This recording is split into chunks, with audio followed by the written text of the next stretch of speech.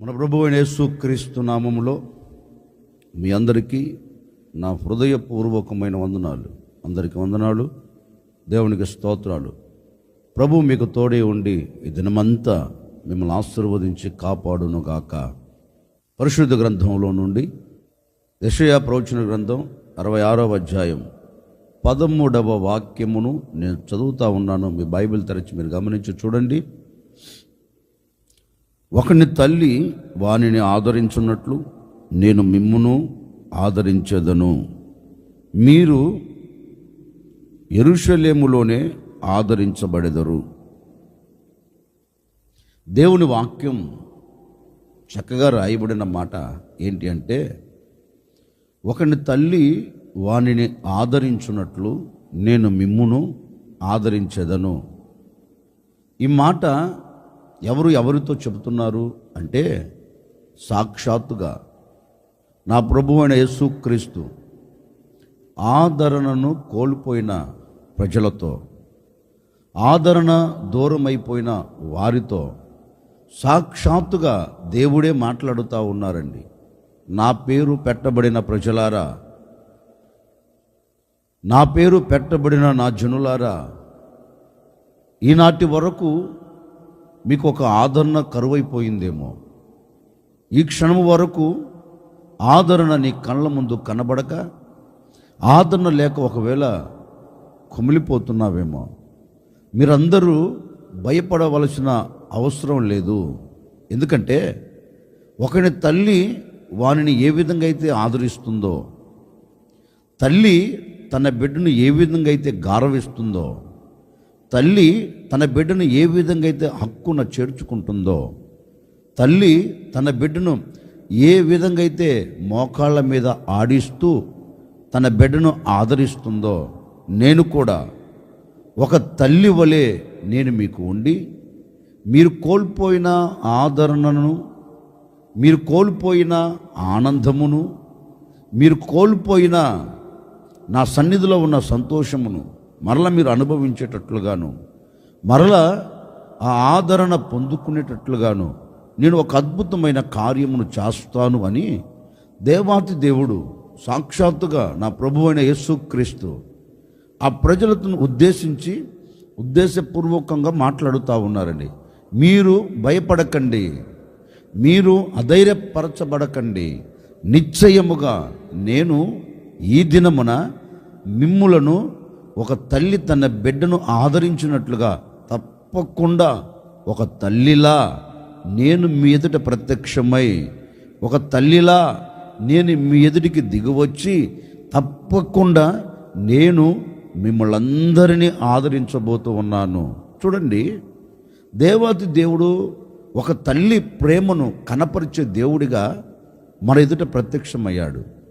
తల్లి తన బిడ్డను ఏ విధంగా ప్రేమిస్తుందో ఒక్క మాటలో చెప్పాలి అంటే, ప్రపంచంలో నరములాడుతూ ఉన్న ఏ నరుని జీవితంలో అయినా తల్లి ప్రేమకు, తల్లి ఆదరణకు సాటి అయినది, సరిపోల్చగలిగినది ఈ భూమి మీద ఏది మనకు కనపడదండి. ఒకవేళ మనుషులు ఆదరించినా ఆ ఆదరణ అంతవరకు నిలబడదు. ఒక మనిషిని ప్రేమించినా ఆ ప్రేమ శాశ్వతం కాదండి. అది కల్మషముతో నింపబడిన ప్రేమే. లోక ప్రేమ కానివ్వండి, మనిషిని ప్రేమ కానివ్వండి, అది తాత్కాలికమైనది. కానీ తల్లి ప్రేమ అలాంటిది కాదు. తల్లి ఆదరణ అలాంటిది కాదు. తల్లి ఆదరణ, తల్లి ప్రేమ ఎందుకు అంత ఘనంగా ఉంది అంటే, నవమాసాలు మోసి కని పెంచి పెద్దవారిని చేస్తుంది కనుక ఆ తల్లికి తెలుసు బిడ్డ విలువ ఏంటో, ఆ తల్లికి తెలుసు బిడ్డ సంగతి ఏంటో. అయ్యో, నా బిడ్డను నేను ఎందుకు దూరం చేసుకోవాలి, నా బిడ్డకు నేను ఎందుకు దూరంగా ఉండాలి, ఈ సమయంలో నేను తప్ప ఎవరున్నారు నా బిడ్డకి అని ఆ బిడ్డ చెంతకు చేరి అతడు కన్నీరు కారుస్తుంటే కన్నీరును తుడిచివేసి అతన్ని హక్కున చేర్చుకొని అతన్ని కౌగిలిలో దాచుకొని ఆ బిడ్డను ఆదరిస్తుందండి తల్లి. అలాగే నా ప్రభువైన యేసుక్రీస్తు కూడండి ఆ తల్లి ప్రేమ నీ ఎదుట కనపరచాలని, ఆ తల్లి ఏ విధంగా తన బిడ్డను ఆదరిస్తుందో ఆ విధంగా నేను ఆదరించాలని. ఎందుకని అంటే మానవుని కొరకు రక్తం చిందించింది ఆయనే, మానవుని కొరకు ప్రాణమును పెట్టింది ఆయనే, మానవుని కొరకు తిరిగి లేచింది ఆయనే. గనుక తన పోలికలో తన స్వరూపమందు చేయబడిన మానవుని కొరకు ఆయన ప్రాణము పెట్టి విలువ పెట్టి కొన్నాడు గనక, ఆయన విలువైన రక్తమును కార్చి సంపాదించుకున్నాడు గనక, అందుకు ఆయనకు తెలుసండి నా బిడ్డలు నేను ఎలా ఆదరించాలో, నా బిడ్డలను ఏ విధంగా నేను హక్కును చేర్చుకోవాలో, నా బిడ్డను ఏ విధంగా నేను ప్రేమించాలో ఆ కరుణామూర్తికి తెలుసండి. అందుకే ఆయన ఈ దినము నీతో చెప్పకనే చెబుతూ ఉన్నాడు. ఒకవేళ ఈ దినం వరకు ఎవరి ద్వారా నీకు ఆదరణ కరువైపోయిందేమో నువ్వు అనుకొని ఉండవచ్చు. ఇంత కష్టకాలంలో నేను నిలబడిపోయాను, నా అనుకున్న వారందరూ దూరం అయిపోయారు, ఈ సమయంలో నన్ను ఓదార్చగలిగిన వాడు, నన్ను ఆదరించగలిగిన వాడు, ప్రేమతో 4 మాటలు మాట్లాడేవాడు నా ప్రక్క నిలిచి ఉంటే ఎంత బాగుండు అనుకొని ఒకవేళ ఆలోచిస్తున్నావేమో, ఒకవేళ ఆరాటపడుతున్నావేమో.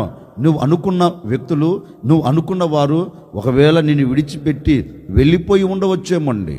ఒకవేళ ఆదరించే వ్యక్తులు నిన్ను ఆదరించకపోవచ్చు, ఆదుకోవలసిన వ్యక్తులు నిన్ను ఆదుకోకపోవచ్చు. నా ప్రభు నీతో చెప్పక్కనే చెబుతూ ఉన్నారండి.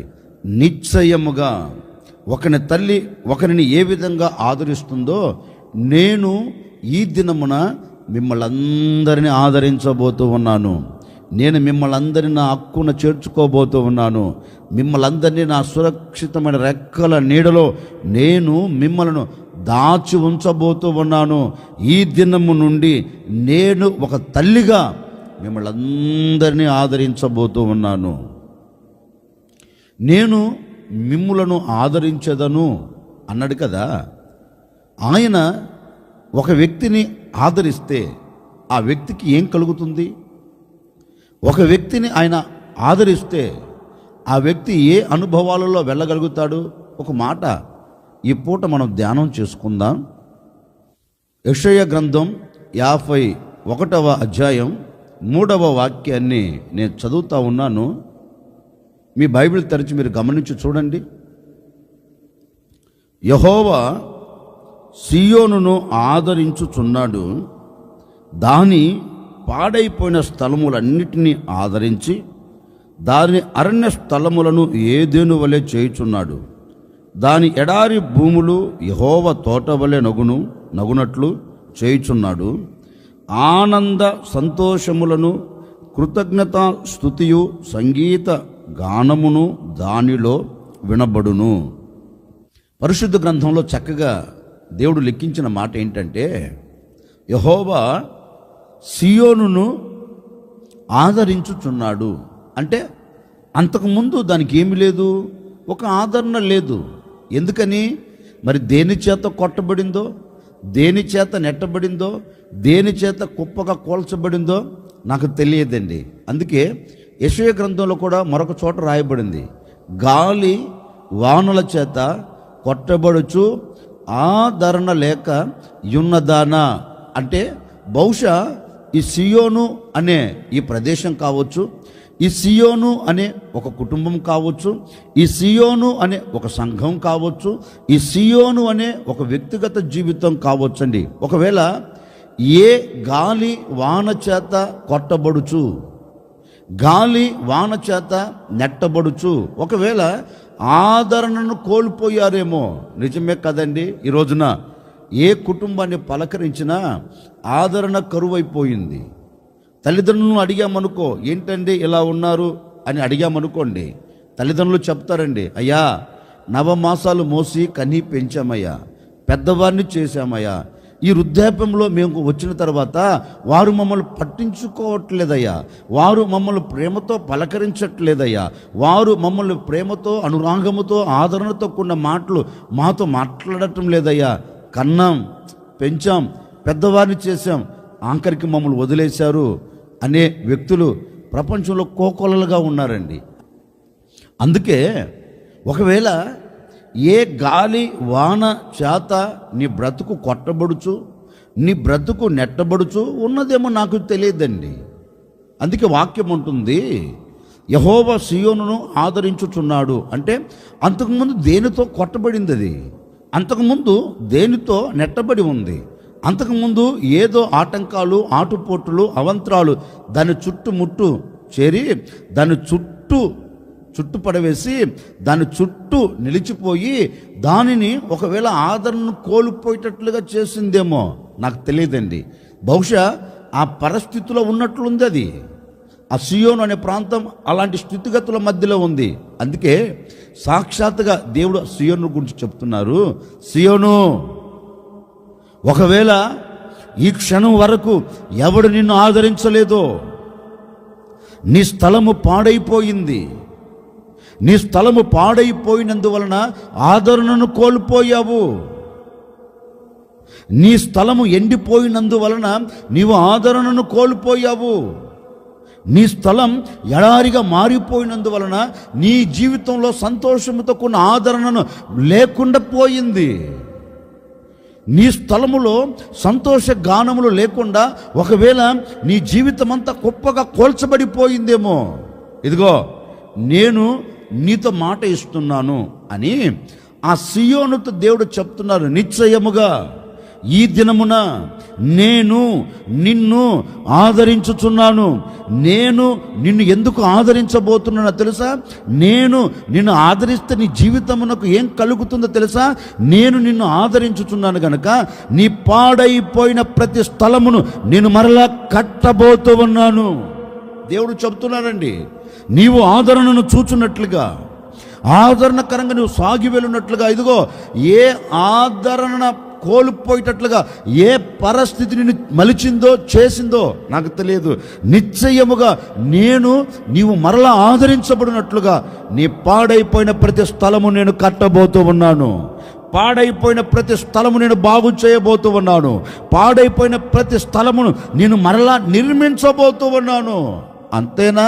లేదు, పాడైపోయిన స్థలమును కట్టి నిన్ను ఆదరిస్తాను. ఇదిగో ఎండిపోయిన ఈ భూమిలో సెలయేరులు పారేటట్లుగాను, ఎండిపోయిన ఈ నేల మరల మొలకెత్తేటట్లుగాను, విత్తనము విత్తితే మొలకెత్తేటట్లుగాను నేను ఈ నేలను, ఎండిపోయిన ఈ ఎడారిని నేను ఏదెను తోట వలె, అంటే ఒక మాట నేను చెప్తాను వినండి, ఎండిపోయిన ఎడారిని ఏదెను తోట వలె చేస్తాడట. అంటే ఏదెను తోట వల్ల అంటే ఏంటంటే దేవుడు నివసించే ఒక స్థలముగా, దేవుడు నిలిచి ఉండే ఒక స్థలముగా. ఒక మాట చెప్పనా? దేవుడు నీ బ్రతుకుల్లో లేడు గనుకనే, దేవుడు నీతో సహవాసం చేయలేదు గనుకనే ఒకవేళ నీ జీవితం ఎండిపోయిందేమో, చిగురించవలసిన నీ జీవితం చిగురించబడకుండా ఒకవేళ ఎండిపోయిన స్థితిలో నిలిచిపోయిందేమో. అందుకే దేవుడు అంటారు, భయపడకు, ఈనాటి వరకు నేను నీతో లేను గనుక, ఈనాటి వరకు నీతో నేను ఉండలేదు గనుక ఒకవేళ ఎడారిగా మారిపోయిందేమో నీ బ్రతుకు, ఎడారిగా మారిపోయి ఆదరణను కోల్పోయావేమో, నిశ్చయముగా ఏదెను తోట వలె చేసినట్లుగాను నేను నివసించే యోగ్యమైన వ్యక్తిగా నిన్ను మలచబోతూ ఉన్నాను. ఇక మీదట నీ బ్రతుకుల్లో ఓ గొప్ప ఆదరణ నేను అనుగ్రహించబోతూ ఉన్నాను. ఏ ఆదరణ? అంతలో కనబడి అంతలో మాయమైపోయే ఆదరణ కాదండి.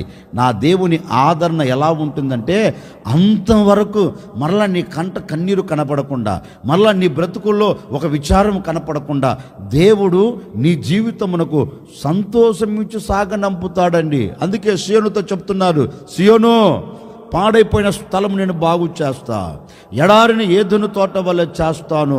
నిశ్చయముగా నేను నీ బ్రతుకుల్లో సంతోషము కలుగునట్లుగాను, సంతోషం ఉట్టిపడినట్లుగాను ఈ అరణ్య అనుభవాలు నీ బ్రతుకులో లేకుండా ఓ గొప్ప ఆదరణ దేవుడు సియోనుతో చెప్తున్నారండి. సియోను, ఈ అరణ్యమును ఏదెను తోట వలె నేను చేస్తాను, ఈ ఎడారిని యెహోవా తోట వలె, యెహోవా కోరుకునే తోట వలె నేను మార్చి ఒక గొప్ప ఆదరణ అనుగ్రహిస్తాను అని ఆ సియోనుకు ఆదరణ ఇచ్చి ఆశీర్వాదకరంగా నిలబెట్టిన దేవుడు నా ప్రభు నీతో చెప్పకనే చెప్తున్నాడండి.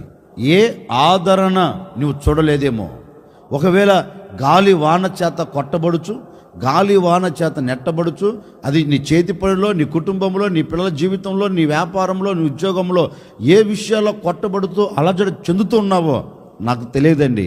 ఇదిగో ఓ సేవకుడిగా మనసారా కోరుకుని మాటలు మీతో చెప్తున్నాను. నా ప్రభువు తప్పక నీ ఎడల ఒక అద్భుతాన్ని జరిగించబోతూ ఉన్నాడు. నిశ్చయముగా గడిచిన దినాలు కొట్టబడినట్టుగా ఈ దినము నువ్వు కొట్టబడకుండా నా దేవుడు నిన్ను యెహోవా తోట వలె మార్చబోతూ ఉన్నాడు. యెహోవా తోట వలె చేసి నీకు ఆదరణ అనుగ్రహించబోతూ ఉన్నాడు. ఎండిపోయిన ఎడారిని ఏదెను వలె చేసి నీ బ్రతుకునకు ఆదరణ కలగ చేయబోతూ ఉన్నారు. ఏ విషయములో నీవు ఆదరణను కోల్పోయి అలమటిస్తున్నావో ఈ దినమున నా దేవుడు తప్పక నీవు చిగురు పెట్టేటట్లుగా దేవుడు అద్భుతం చేయబోతూ ఉన్నాడు. ఒక తల్లిగా నా దేవుడు ఆదరించబోతూ ఉన్నాడు. ఒక తల్లిగా నా దేవుడు నిన్ను ఆదరించబోతూ ఉన్నాడు. ఒక తల్లిగా నా దేవుడు నిన్ను ప్రేమించబోతూ ఉన్నాడు. ఇక మీదట ఈ దినమంతా నీవు ఆదరణ చూచుచూ నీవు సాగి వెళ్ళుదువుగాక. ఈ దినమంతా నీవు ఎక్కడ నిలబడినా నా దేవుడు తప్పక నిన్ను ఓ తల్లిలా ఆదరించబోతూ ఉన్నాడండి. అందుకే లేఖనంలో రాయబడిన మాట ఏంటో తెలుసండి. ఓ తల్లి మోయాబు దేశం నుంచి బయలుదేరి వచ్చింది. లేఖనం అంటుంది, ఆ అమ్మ జీవితం ముడుబారిపోయింది. ఆ అమ్మ అనుకోని ఉండదండి, ఇక నా బ్రతుకు మారదు, ఇక నా జీవితం మారదు, నేను చిగురు పెట్టలేను, నేను ఆశీర్వాదకరంగా ఉండలేను. బహుశా అనుకున్నదేమో కాబోలు. తిన్నగా ఈ బెత్లెహేములో ఒక భూస్వామి అండి, ఆశీర్వాదకరంగా నిలబడిన వ్యక్తి పొలములో అడుగుపెట్టి పరిగె వేరుకుంటుంది. అంతలో ఆసామి రానే వచ్చాడు. ఆసామి వచ్చి ఆ అమ్మను పిలిచి ఆ అమ్మతో చక్కని మాట అంటున్నాడండి. అమ్మా, నీవు నీ అత్తకు చేసినదంతా నేను విన్నాను గనుక నేను నిన్ను ఒక ఆశీర్వాదకరమైన మాటతో నేను ఆశీర్వదిస్తున్నాను అన్నట్లుగా ఆ అమ్మతో అంటున్నాడు. నీవు యెహోవా సురక్షితమైన రెక్కల క్రింద ఉండుటకు నీవు వచ్చితివి. ఆయన నీకు సంపూర్ణమైన బహుమానం లేక సంపూర్ణమైన ఆదరణ ఆయనకి ఇస్తాడు. నీవు చేసిన దానికి ఆయన ప్రతిఫలం ఇస్తాడు అని ఆ అమ్మతో ఈ బోయాజు చెప్తే ఆ అమ్మ చక్కని మాట అంటుంది. రూతు, అయ్యా, నేను నీ పనికత్తెలలో ఒకదానను కాకపోయినను, నేను నీ పనికత్తులలో ఒకదానిని అవ్వకపోయినను, నీవు నాతో ప్రేమగా మాట్లాడి నీ మాటల చేత నన్ను ఆదరించావు. చూడండి, బహుశా ఆ అమ్మ అనుకొని ఉండదండి. ఎందుకంటే ముడుబారిపోయిన జీవితం కదండి. లోకమంతా కాకులై ఆ అమ్మను పొడిచారు. లోకమంతా ఒక ప్రక్క నిలిచి ఈ అమ్మను గుచ్చారు. లోకంలో ఉన్న జనులందరూ ఒక ప్రక్క నిలిచి సూటిపోటు మాటలతో ఈ అమ్మ హృదయాన్ని గుచ్చి పడవేశారండి. బహుశా ఆమె అనుకొని ఉంటుంది, ఇక మీదట నా బ్రతుకు ఎంతే, నా జీవితం అంతా కన్నీళ్ళమయం, నా జీవితం అంతా కష్టాలమయం, నా బ్రతుకు దినములన్నిట ఈ మాటలు నేను పడుతూనే ఉండాలేమో అనుకొని అడుగులు వేసి ఉంటుందండి. కానీ ఆ అమ్మ అనుకొనని రీతిలో ఇక నా బ్రతుకు ఇలా ఉండదు అనుకొని ఉంటుందండి. అనుకొనని రీతిలో దేవుడు ఆమెను ఒక ఓదార్పుతో కూడిన మాటను పంపి ఆమెను ఆదరించి ఏం చేశాడో తెలుసండి. ఏ పొలములో అయితే ఆదరించబడిందో, ఏ పొలములో అయితే ఆదరణతో కూడిన మాట ఆ అమ్మ విన్నదో అదే పొలముకి ఆ అమ్మ యజమానురాలుగా మార్చబడినట్లుగా పరిశుద్ధ గ్రంథం చెప్పగానే చెబుతుంది. బహుశా ఒకవేళ రూతు స్థానములో నీవు ఉన్నావేమో, చేస్తున్నది వేస్తున్న అడుగు కానివ్వండి, చేస్తున్న వ్యాపారం కానివ్వండి, చేస్తున్న చేతి పని కానివ్వండి, ఒకవేళ నీ కుటుంబ జీవితం కానివ్వండి, ఒకవేళ ఈనాటి వరకు ఎవరి మాటల చేత పొడవబడుతూ ఉందో, ఇక వీరు ఇంతేలే, వీరు ఆశీర్వాదకరంగా నిలబడరు, వీరు దీవెనకరంగా మలచబడరు అని ఒకవేళ ఈనాటి వరకు ఏ మాటలను వింటూ కృషించిపోతున్నావో, నా సహోదరి సహోదరులారా, నా తల్లిదండ్రులారా, ఓ సేవకుడిగా ఈ ఉదయకాల సమయంలో నేను మీతో చెప్తున్నాను, నా దేవుడు నిన్ను ఆదరించబోతూ ఉన్నారు. నిశ్చయముగా నీవు వృద్ధి చెందినట్లుగాను, ఆశీర్వాదకరంగా నిలబడినట్లుగాను ఒక గొప్ప ఆదరణ నా ప్రభు నీ జీవితమునకు అనుగ్రహించబోతూ ఉన్నారు. నిశ్చయముగా ఈ దినమంతా నా ప్రభు మీకు తోడై ఉండి మిమ్మల్ని ఆదరించి మిమ్మల్ందరినీ అద్దరికి చేర్చునుగాక. దేనితో కొట్టబడినా, దేనితో నెట్టబడినా, ఏ పరిస్థితుల ప్రభావాలు నీ చుట్టూ చేరి విభిన్నంగా మలచబడి మార్చబడి నేను కృంగదీస్తున్నా, ఆ చోట నుండి నా దేవుడు మిమ్మల్ని లేవనెత్తబోతూ ఉన్నాడు. ఆ చోట నా దేవుడు మీకు ఒక గొప్ప ఆదరణ కలుగ చేయబోతూ ఉన్నారు. ఆ చోట ఒక దీవెన కలుగునట్లుగాను, ఒక ఆశీర్వాదం కలుగునట్లుగాను తప్పక ఈ దినమున ఒక అద్భుతం నా ప్రభు జరిగించబోతూ ఉన్నారు. నిశ్చయముగా నేను ప్రకటించే యేసు నీ జీవితాన్ని ఈ దినమంతా ఆశీర్వాదకరంగా సాగి వెళ్ళునట్లుగాను నా దేవుని గొప్ప ఆదరణ నీకు కలుగునుగాక, నీవు అనుభవించదవుగాక. అందుకే లేఖనంలో చక్కగా గ్రంథస్థం చేయబడిన మాట ఏంటంటే, నేను ఒకని తల్లి వారిని ఆదరించినట్లుగా మిమ్మును ఆదరిస్తాను. ఆయన ఒక వ్యక్తిని ఆదరిస్తే ఏం కలుగుతుందో తెలుసండి? ఒక వ్యక్తిని ఆదరణతో కొన్న మాటలు ఆ వ్యక్తితో చెప్తే ఏం కలుగుతుందో తెలుసండి? ఆయన ఒక వ్యక్తిని ఆదరిస్తే ఎడారి ఏదెను తోట వలె మారుతుంది. ఆయన ఒక వ్యక్తిని ఆదరిస్తే అరణ్య భూములు యెహోవా తోట వలె మారుతాయి. ఆయన ఒక వ్యక్తిని ఆదరిస్తే ప్రతిదీ చక్కగా కట్టబడుతుంది. నిజమే, ఒకవేళ కట్టబడవలసిన నీ వ్యాపారం కుప్పగా కోల్చబడిపోయిందేమో, దీవెనకరంగా ఉండవలసిన నీ ఆరోగ్యం ఒకవేళ పతనావస్థలోనికి వెళ్ళిందేమో, ఓ సేవకుడికి మనసారా కోరుకుంటున్నాను, ఈ దినమంతా నీ చేతి పని నా దేవుడు మరలా కట్టబోతూ ఉన్నాడు. నీ వ్యాపారం మరలా కట్టబోతున్నాడు. నీ ఆరోగ్యం మరలా నా దేవుడు శ్రేష్టమైన ఆరోగ్యమును నీకు దయచేసి ఈ దినమంతా నువ్వు సాగిపోవునట్లుగాను, ఈ దినమంతా నీవు దేవునికి నాంది పలుకున్నట్లుగాను నా దేవుడు అద్భుతమైన కార్యమును జరిగించునుగాక. నిశ్చయముగా ఈ దినమంతా నీవు ఆదరణ పొందుకొని అన్ని విషయాలు దీవెనకరంగా సాగి వెళ్ళుదువుగాక. తలలు వంచండి, వచ్చిన ప్రార్థన. ఆశ్చర్యకరుడా మీకు స్తోత్రం. నిజమే, నీవు ఆదరించే దేవుడిగా ప్రత్యక్షమయ్యారు. అయ్యా, మేము ఇప్పటి వరకు గాలి వానల చేత కొట్టబడినట్లుగా నెట్టబడినట్లుగా మా బ్రతుకులు మారిపోయాయేమో, ఈ దినమున మేము చిన్న ప్రార్థన చేసుకుంటున్నాం. ఓ తల్లిలా మమ్మల్ని ఆదరించండి. పాడైపోయిన స్థలములను, ఎడారులను, అరణ్య భూములను యెహోవా తోటవలెను, ఏదెను తోటవలెను మీరు మార్చి మా కుటుంబాలకు కావలసిన సంతోషకరమైన అనుభవాలతో మీరు మమ్మల్ని ఆదరించినందుకై మీకు స్తోత్రం తండ్రి. అయ్యా, ఈ ఉదయకాల సమయంలో ఒక సేవకుడిగా ఆశీర్వదిస్తున్నాను. ఈ దినమంతా మీ ఆదరణ పొందుకొని వెలుదురుగాక, మీ ఆశీర్వాదాన్ని పొందుకొని సాగి వెలుదురుగాక. ఈ దినమంతా ఎక్కడ నిలబడినా ఈ ప్రజలు చిగురు పెట్టుదురుగాక, దీవెనకరంగా మలచబడుదురుగాక. అట్టి కార్యం ఈ ప్రజల పట్ల మీరు జరిగించి మీ ఘనమైన నామమునకు మహిమ తెచ్చుకోమని ఈ దినమంతా కూడా బిడ్డల వెంట మీ కృప క్షేమముల వెంట వెళ్ళినట్లుగా కార్యాన్ని జరిగించమని యేసు నామములు అడిగి వేడుకొనుచున్నాము తండ్రి, ఆమెన్. ప్రభు ఈ దినమంతా మీకు తోడై ఉండి మీరు చేస్తున్న వ్యాపారంలో, మీరు చేస్తున్న చేతి పనులో, మీరు వెళ్తున్న మార్గాలలో, మీరు చదువుతున్న చదువుల రంగాలలో ఈ దినమంతా మీకు కావలసిన ఆరోగ్యం అనుగ్రహించి కాపుదలతో మిమ్మల్ని అందరినీ కాపాడి ఈ దినమంతా మిమ్మల్ని నడిపించును గాక.